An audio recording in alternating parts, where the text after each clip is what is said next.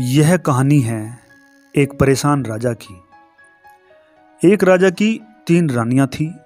राजा की परेशानी की वजह थी उसकी 3 रानियां। उसकी मुसीबत यह थी कि वह उन्हें समझने की कोशिश करता रहता, पर उसे समझ नहीं आता कि वे आखिर क्या चाहती हैं। अतः राजा को यह एहसास हुआ कि यह समझना बहुत मुश्किल है कि आखिर औरत चाहती क्या है। एक दिन उसने अपने दरबार में घोषणा कर दी कि जो मुझे यह बता पाएगा कि औरतें सचमुच में आखिर क्या चाहती हैं, उसे 1 लाख स्वर्ण मुद्राएं दी जाएंगी। बस फिर क्या था, लग गए सभी सवाल का जवाब ढूंढने में। कोई अपनी पत्नी से पूछता, कोई प्रेमिका से, तो कोई किसी पंडित या विद्वान से। बहुतों ने जवाब देने की कोशिश की, लेकिन किसी का भी जवाब राजा को संतुष्ट नहीं कर पाया। ऐसा करते करते 6 महीने बीत गए, लेकिन राजा को एक भी ऐसा जवाब नहीं मिला जो वाजिब हो। फिर अचानक राजा को एक दिन गुस्सा आ गया और उसने अपने दरबार में सबसे समझदार समझे जाने वाला इंसान यानी अपने प्रधानमंत्री को बुलाया। राजा ने मंत्री को डांट लगाते हुए कहा, मैं इतने दिनों से परेशान हूँ और तुम्हें कोई चिंता ही नहीं।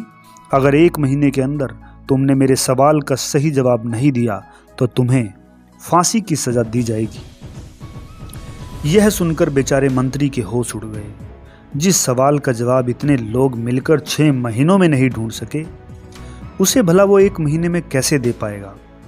लेकिन राजा को तो कुछ कहा नहीं जा सकता था, तो वह इस सवाल का जवाब ढूंढने निकल पड़ा। भटकते भटकते उसे किसी ने बताया कि एक गांव में एक बूढ़ी चुड़ैल रहती है जो हर सवाल का जवाब दे सकती है। मंत्री कोई चारा न देखकर पहुंच गया चुड़ैल के पास।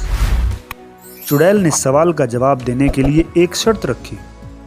शर्त यह थी कि मंत्री को अपने सबसे प्रिय दोस्त कमाल को, जो सबसे सुंदर और गुणवान युवक था, चुड़ैल से शादी करने के लिए राजी करना होगा। मंत्री इस शर्त के लिए तैयार नहीं हो पाया, क्योंकि चुड़ैल न केवल बूढ़ी थी बल्कि बेहद बदसूरत, डरावनी और कानी थी। मंत्री की परेशानी की खबर किसी तरह उसके दोस्त कमाल को लग गई। उसने फौरन फैसला कर लिया और मंत्री की जिंदगी बचाने के लिए उसने चुड़ैल से शादी कर ली। सुहाग रात की घड़ी आई। घबराते दिल से कमाल ने कमरे में प्रवेश किया, लेकिन यह क्या, बिस्तर पर तो एक बहुत ही खूबसूरत लड़की उसका इंतजार कर रही थी। जब कमाल को यह पहली समझ नहीं आई तो चुड़ैल ने उसे समझाया, यह जानते हुए भी कि मैं बदसूरत और डरावनी हूँ, तुमने मुझसे शादी की। तुम्हारे इस व्यवहार से खुश होकर मैंने अपना रूप बदल लिया। अब मैं आधे दिन के लिए इस रूप में और आधे दिन के लिए चुड़ैल के रूप में रहूंगी। तुम ये बताओ कि तुम मुझे इस रूप में दिन में देखना चाहोगे या रात में। कमाल थोड़ी देर सोचकर बोला, देखो, तुम्हें जिसमें ज़्यादा खुशी मिले वही करो। चुड़ैल बोली, एक बार फिर तुमने फैसला मेरे ऊपर छोड़कर मेरा मान बढ़ा दिया, इसलिए अब मैं हमेशा इसी खूबसूरत रूप में रहूंगी।